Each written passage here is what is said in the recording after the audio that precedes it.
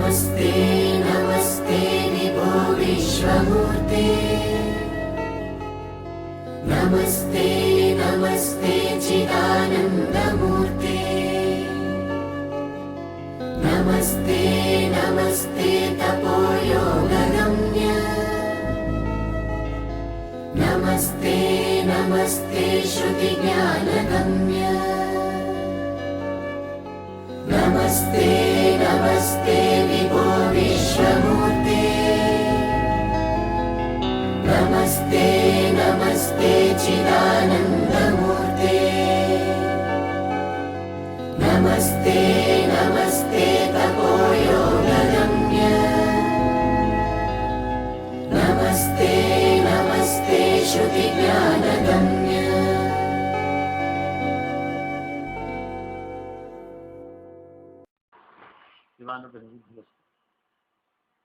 అష్టమి శనివారం అయింది. కార్తీక మాసం నడుస్తుంది. ఏ కొంచెం చేసినా కార్తీక మాసంలో శివప్రీతిగా చేసే ఈశ్వరారాధన చేసేవాడు కొన్ని లక్షణములు ఉండాలి.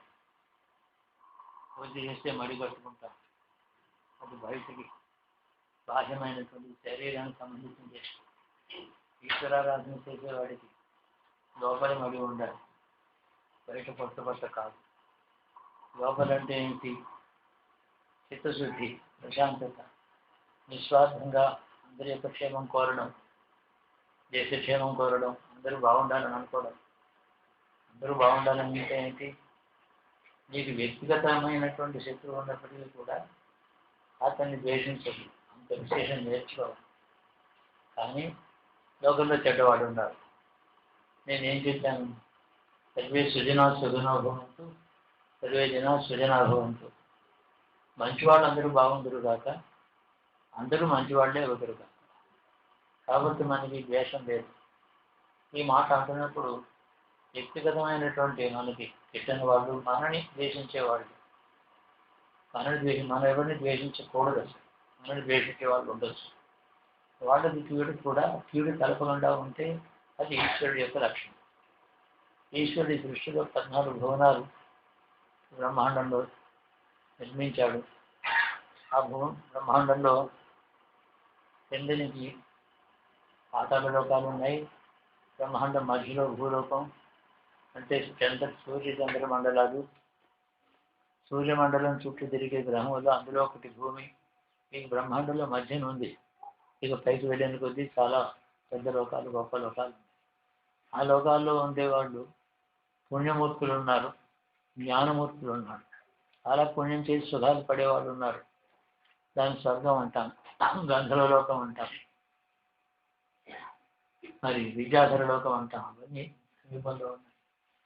అలాగే ఇంకా పైకి వెళ్ళిన తర్వాత మహర్షులు పూర్వం ఒకనాడు భూమి మీద ఇతర లోకాలను తపస్సులు చేసిన మహర్షులు ఉన్నారు. అది తపోలోకం అంటాం. వాళ్ళు శుద్ధ జ్ఞానస్వరూపులు. వాళ్ళు సుఖం దుఃఖం ఇట్లాంటివి ఉండవు. వాళ్ళు జ్ఞానమే ఆనందంగా ఉంటారు. ఇట్లాంటి ఊర్ధ్వలోకాలన్నీ ఉన్నాయి. ఎక్కడి నుంచి వెళ్ళారు వీళ్ళందరూ అని ప్రశ్న. ఒకప్పుడు భూలోకంలో ఉన్న వాళ్ళే అక్కడికి వెళ్ళారు అని ఒక సిద్ధాంతం. అధోలోకంలో ఉండేవాళ్ళు భూలోకానికి వస్తారు.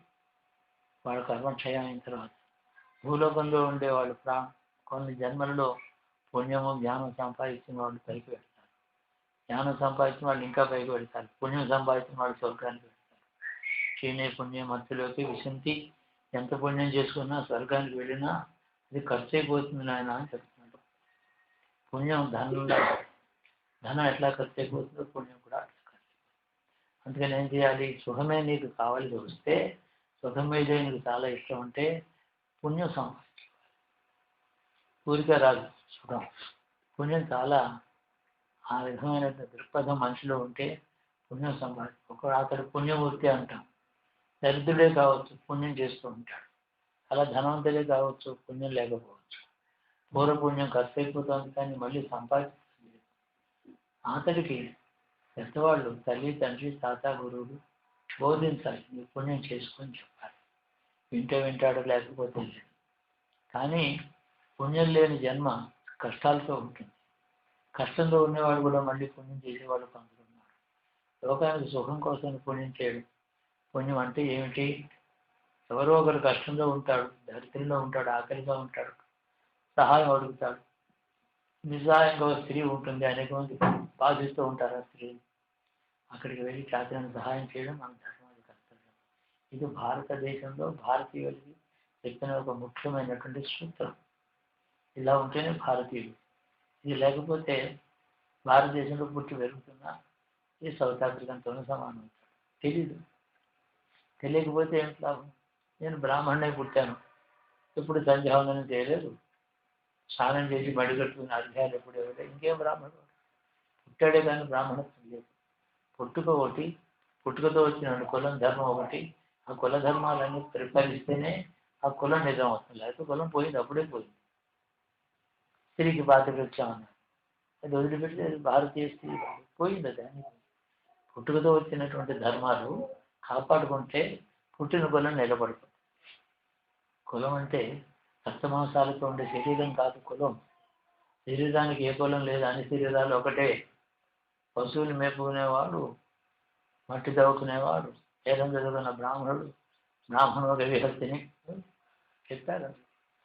అన్ని హ్యూమన్ బాడీస్ అంటేనే ఏదో తేడా ఉంది. బాడీకి కులం ఉంటుందా? శరీరానికి కులం ఏమిటి? కన్ను, ముక్కు, ఆకలి, నిద్ర. దీనికి ఒక కులం ఉంటుందా? ఉండదు. గుణమే కులం, గుణమే కులం. ఆ కులంలో పుట్టినప్పుడు ఇలా ఉండమని శాసించారు కొందరికి, లేకపోతే భ్రష్టుడు అయిపోతామని చెప్పారు. కాబట్టి ఎంత ఎత్తుగా ఉండి ఎంత పెద్ద కులంలో పుడితే అంత పతనానికి సులభం ఉంటుంది. రోడ్డు మీద నడిచేవాడికి ఏం ప్రమాదం ఉంటుంది? సైకిల్ తొక్కేవాడికి కొంచెం ప్రమాదం ఉండొచ్చు, మోటార్ సైకిల్ వెళ్ళేవాడికి కొంచెం ఎక్కువ ప్రమాదం ఉండొచ్చు, కారులో నడిపించేవాడికి మరింత ఎక్కువ, ఫ్లైట్లో వెళ్ళేవాడికి చాలా ప్రమాదం. అంటే ఇవన్నీ జరిగితే మహాప్రమాదం. వీళ్ళందరికంటే రోడ్డు మీద నడిచేవాడు క్షేమం. అందుకని ఎంత ఉదాత్తం, ఎంత ఉత్తమమైనటువంటి ధర్మంలో పుట్టామో ధర్మంలో ఉంటేనే పతనం చాలా భయంకరంగా ఉంటుంది. ఒక బ్రాహ్మణుడు కథ చెప్తారు భారతంలో. తను నేను బ్రాహ్మణుడై భ్రష్టుడయ్యాను, ఉత్తమమైన శూద్రుడే నాకు జన్మ ఇవి, బ్రాహ్మణ ధర్మంలో బ్రాహ్మణ లక్షణాలు కలిగిన శూద్రుడే పుడతాను నేను, నాకు అది ఇమ్మని అడుగుతాడు. అతను బ్రాహ్మణుడి కంటే గొప్పవాడు. ఉన్న కులం కంటే ఉత్తమ లక్షణాలు సంపాదించుకోవచ్చు, ఉన్నది పోగొట్టుకోకూడదు. కనీసం ధర్మాన్ని పరిపాలించాలి. ఇవన్నీ చాలా చిత్రంగా ఉంటాయి. కులాలంటే హిందూ ధర్మంలో కొందరు తక్కువ చేశారు, కొందరు ఎక్కువ చేశారు, అలా లేదు. నిజంగా జాగ్రత్తగా ఆలోచిస్తే మనుస్మృతి చదవండి, శంకరలిత స్మృతి చూడండి, యాజ్ఞవల్క్య స్మృతి చదవండి. మృతులు మహర్షులందరూ కూడా కన్ఫ్యూజ్ కాకుండా మన రోడ్డు 4 లేన్ రోడ్డు వేసుకోలేదా? అప్ అండ్ డౌన్ 4 లేన్ రోడ్లు ఎందుకు వేశారు? ఓ లేన్లో నడిచేవాడు చాలా గొప్పవాడా? లెఫ్ట్ లైన్లో వెళ్ళేవాడు తక్కువవాడవాడు? లేన్స్ సమాజం ట్రాఫిక్ అలా పెడితే క్షేమంగా అవుతుంది. ఒకటి కాబట్టి అడ్డం రాడు. నలుగురు కూడా దేశానికి సమాజానికి అవసరమే. అనవసరమైన వాడు ఎప్పుడూ లేడు. కష్టపడి దొంగతున్నాడు, పొలం పండిస్తున్నాడు, వాడు చేయకపోతే మనకు అన్నం ఎక్కడిది? వాడు ఏదైనా అన్నదాతే. కాబట్టి ఎంత గొప్ప తపస్సు అయినా, యోగి అయినా, బ్రాహ్మణుడైనా వాడు పెట్టే అన్నమే తింటాడు. కాబట్టి ఎవరెవరికి రుణం ఉన్నారు? ఈ బ్రాహ్మడే, అనంతైన బ్రాహ్మడే పొలం దున్నేవాడికి రుణపడి ఉన్నాడు. అతను గౌరవంగా చూడాలి. మా అమ్మ చిన్నప్పుడు నాకు ఆవిడ గురువు. మొట్టమొదటి సూత్రాలు చెప్పేది మధ్యాహ్నం 4 గంటలకి ఆవిడ రూమ్లోకి వెళ్ళాలి. మేము పొద్దున్నేమో ఆవిడ మా పని మాకు 4 గంటలకి మాకు ఇంటర్వ్యూ ఉండేది. మా అమ్మ దగ్గర కొన్ని సూత్రాలు చెప్పింది, కథలు చెప్పింది. ఒక విషయం చెప్తాను, వినయం చాలా గొప్పది. వినయం అంటే నీతో సమానంగా కానీ, నీకంటే ఎక్కువగా కానీ ఇతరులు నీకు కనబడాలి, నీ కంటికి కనబడాలి. నీకు పొద్దున్న స్నానం చేయించాడు కదా మన ఇంట్లో నౌకరు, మాకు 12, 13 నౌకర్లు ఉండేవాడు. స్నానం చేయించిన వాడు నువ్వు ఎప్పుడు స్నానం చేసి ఊరు తుడిచి అక్కడికి ఇంట్లో పంపించాడు కదా, నువ్వు అతనికి ఏమైనా ఉపకారం చేసావా? ఏం చేయలేదు. మరి ఎవరు గొప్పవాడు? నీకు అంటే వాడే గొప్పవాడు. వాడి మనసులో కృతజ్ఞత, గౌరవం వాడికి. నీకంటే నౌకరు అని అంటారు. నౌకరేమిటి? ఎవరెవరికి రుణం పడుతున్నారు వాడికి నువ్వు బాకీ పడుతుంది. గౌరవంతో మర్యాద చేస్తే కొంత రుణం తీరుతుంది, మరి ఇంకే ధనం వల్ల పూర్తిగా రుణం తీరుతుంది. ఈ విధంగా వినయం చేత నీకంటే తక్కువ వాళ్ళని లోకంలో అందరూ అనుకునే వాళ్ళు ఉన్నారే, వాళ్ళు ఇంకా సమానం కానీ నీకంటే ఎక్కువ వాళ్ళు కానీ. పొలం వాడు బ్రాహ్మడికి పెడితే బ్రాహ్మడికి అన్నం పెడుతున్నాడు, అతను యజ్ఞం చేసుకుంటే నవధాన్యాలు ఆవులు రైతిస్తున్నాడు.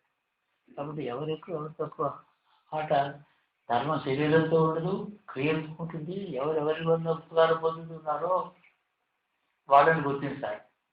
కాబట్టి నౌకర్లు అందరూ నీకు సేవ చేస్తున్నారు, నీకు రక్షిస్తున్నారు. నిద్ర పట్టేటప్పుడు పక్కలన్నీ వేసి కాలు చేయి బట్టి చేసి నిద్ర పట్టేటట్టు చేసి మనం నిద్రపోయిందిరా పెడుతున్నాను. నలుగురు మనుషులు ఉండేవారు నాకు, నా బెడ్రూమ్ ఇచ్చిందిరా తర్వాత తెలిసింది నేను వాళ్ళకి రుణం ఉన్నాను.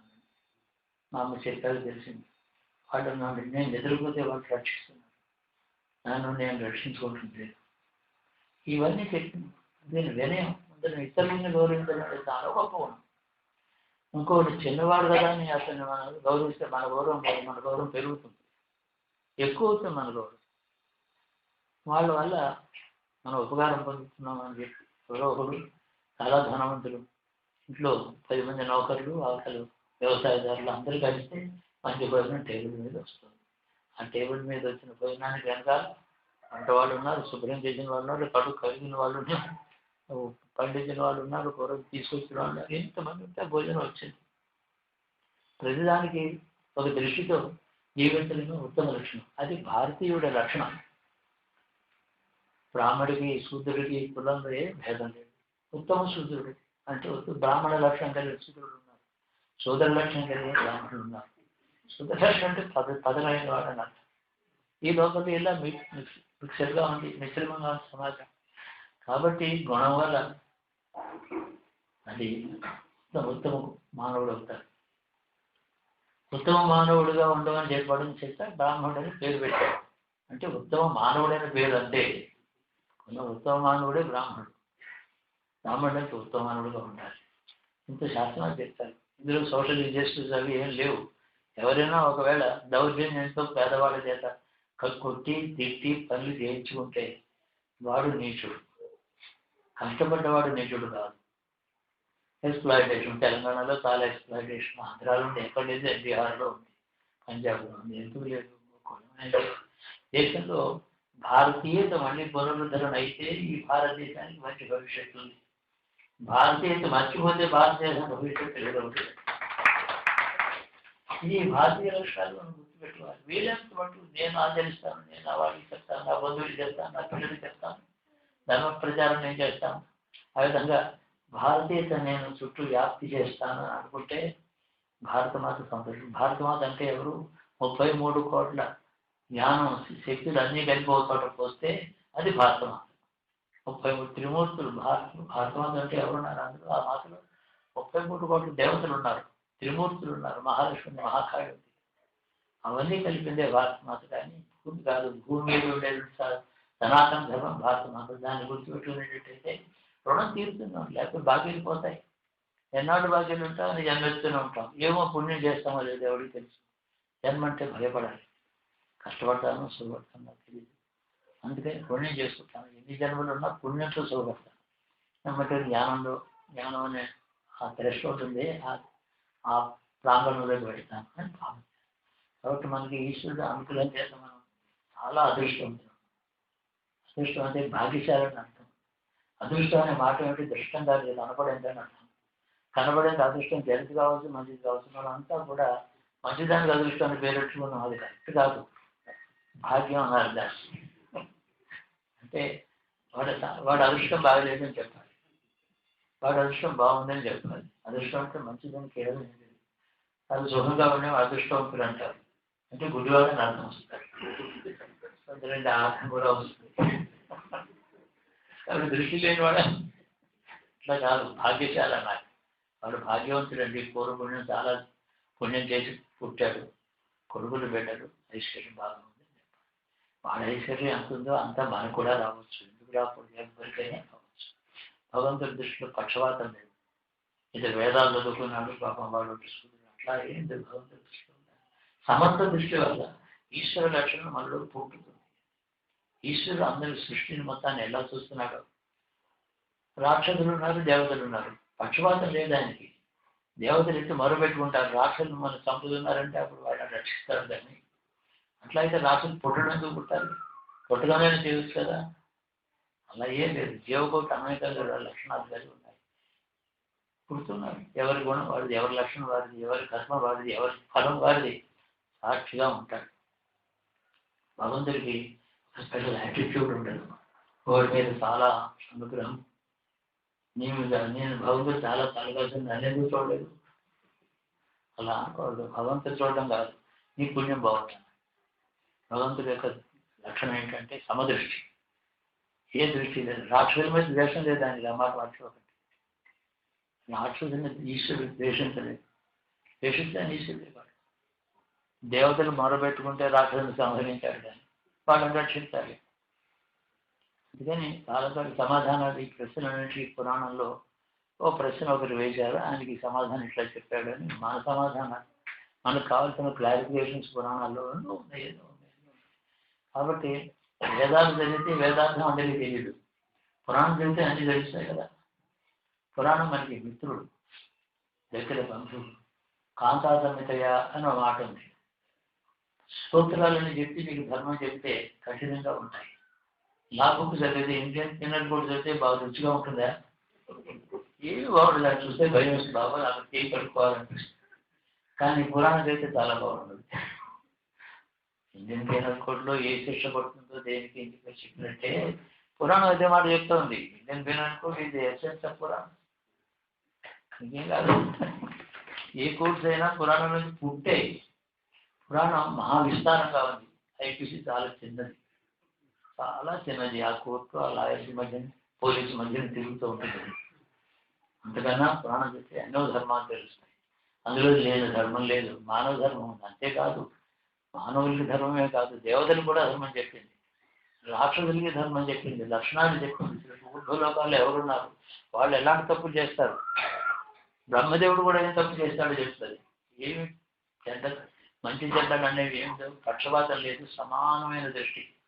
ఇంద్రుడి తప్పు చేశాడు, పురాణం చెప్పడం లేదా? బ్రహ్మదేవుడి తప్పు చేశాడు, శిక్ష అనుభవించాడు. ఇంద్రుడి శిక్ష అనుభవించాడు, చెప్పడం లేదా? వాళ్ళకి చాలా ఎక్కువ గౌరవం ఇచ్చి మన తప్పుగా చూసిందా పురాణం? లేదే. సమదృష్టి పురాణంలో ఉంది, అది ఈశ్వర లక్షణం. పురాణం ఏమో ఈశ్వరుడి శరీరం, ఈశ్వరుడి శరీరమే పురాణం. వేదములు పురాణములు ఈశ్వరుడి శరీరం.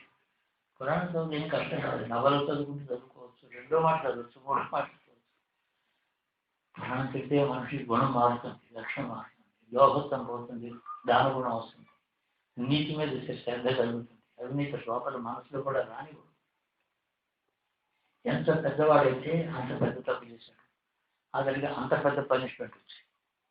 చిన్నవాడు చేసేప్పుడు చిన్నది, వాడికి చిన్న పనిష్మెంట్. ఎవడైనా 2 మామిడికాయలు దొంగిలిస్తే కదా, ఏమీ లేదు. తోటలే భూములే దొంగిలిస్తున్నారు అన్నమాట. అది దొంగిలిస్తున్న 10 వంకాయలను, 10 బీరకాయలు, 10 మామిడికాయలు, మరి 100 ఎకరాలు భూమి దొంగిలిస్తున్నారు అన్నమాట. కాబట్టి ఎవడికి ఎంత ఫలం అంత సంపాదించుకుంటాడు. పాపం సంపాదించుకుంటాడు, పుణ్యం సంపాదించుకుంటాడు, కష్టం సంపాదించుకుంటాడు. బాగా గుర్తుపెట్టుకోండి, భారతీయులు అని సగర్వంగా జీవిస్తాను. నేను భారతీయుడు, నేను మీ అందరికంటే నేను విశిష్టమైన వ్యక్తిని నేను చెప్పాలి తల్లికి. దీనివల్ల ఏమవుతుందంటే ఈ భారతదేశానికి రాబోయే తరాల్లో అందరిలోంచి పుట్టే పిల్లలు, పుట్టిన పిల్లలు, పెరుగుతున్న పిల్లలు వేరే వ్యక్తిత్వం వేరే అవుతుంది. ధనమే ఉంది, ధనం ఎట్లాగా వస్తుంది? ధనానికి ప్రాముఖ్యత ఇచ్చినవాడు, దాచుకున్నవాడు గొప్పవాడు కాదు, బలహీనుడు. అంటే చెడ్డవాడు అని అనుకోడు, దుర్బలుడు, ధైర్యం లేనివాడు. కాబట్టి అంతే. కాబట్టి మనం సర్వే సుజనా సుఖినో భవంతు, సర్వే జన సుఖినో భవంతు, సుఖంగా ఉండరు.